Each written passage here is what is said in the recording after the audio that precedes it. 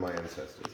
This probably dates from, well, nobody really knows, but probably the 800s when Christianity came to the Glen. Oh my And goodness. it's a similar age to that stone there, which is the effigy of St. Angus, who brought Christianity to the Glen. And again, nobody knows exactly, but they think it was sort of 700s or 800s. I remember reading that in the book that my dad got. Yeah, he's got the Yeah. big book. The big book He of was reading. MacLaren, yes. Then that's written by Neil MacLaren, I think. Yes. The Correct. bigger one. Yep, But yep. the real history was written by my mother.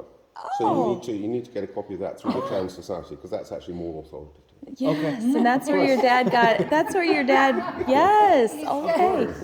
But Neil MacLaren's book is very useful. It's got a lot of references in it, and a lot of the sort of family lines and sort of tracing what families did when they left Balquhidder. So it's very useful. Yeah. But as a history book, the book that my mother published in 1960 is more authoritative. Okay. We'll have to get that one too. Oh. No, I'm going behind me. Oh, you're going behind you. You're getting a selfie. I'm getting a selfie. But I was hoping I could get a picture with you. Well, of maybe course. later on. Maybe later on? Okay. He's got to decide if he likes you or not to do that. That's fair enough. That's fine. But this stone is really interesting because not only because of its antiquity, but St. Angus was so revered in the Glen that that stone was originally in the old Kirk. Oh. And it lay flat on the ground. Oh, wow. And when young couples got married, they took their shoes off and they stood on it barefoot to receive his blessing. Oh. And so they stood that up over here. That's cool. But it was there for so long, and it was, as you can see, very weathered. Yeah. And I mentioned the Carnegies. It was Mrs. Carnegie who had the idea of rescuing it, so that it wouldn't just completely Get get destroyed. developed completely. So she arranged to have it brought in here, and she got the moderator of the Church of Scotland. That's like our Pope. Right.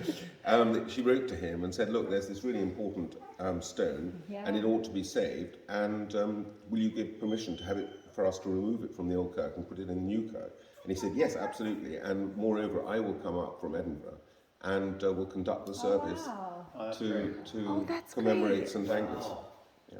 That's really great.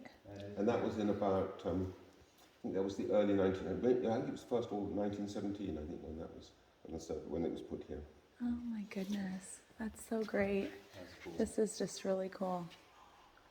And there are some information boards in that part if you want to sort of browse through there, or you can get the true story from me or whatever. Yes. Yeah, Yes. But We'd actually, rather the truth. Actually, when they had this project, It sounds like there's only one story. there's only one story. There's absolutely only one Okay, story. gotcha. It's monochrome history.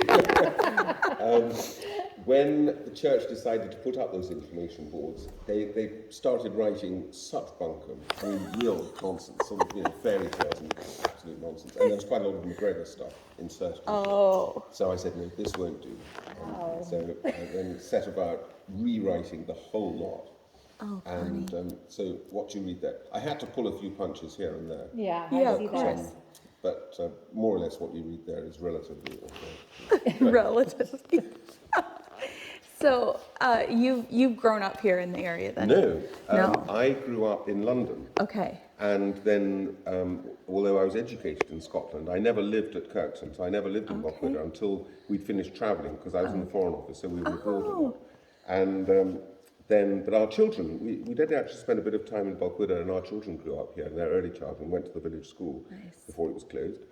And then Maida and my wife and I only moved in permanently when it was just over 30 years ago. Okay. So that's because before that, our house had agricultural tenants in it. Okay. And so we didn't have vacant possession. We couldn't live there. Although my father's plan was always because he was working in London, he wanted to retire and come up to Kirkton. But he died before, and the sitting tenant was still there. And it was only when he died that, and his widow moved to Callander, that we had vacant possession, and so we moved in 1989. That's great. Wow.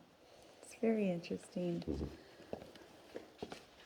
But do you want to have a photograph? Sure. And I'll keep Hector company.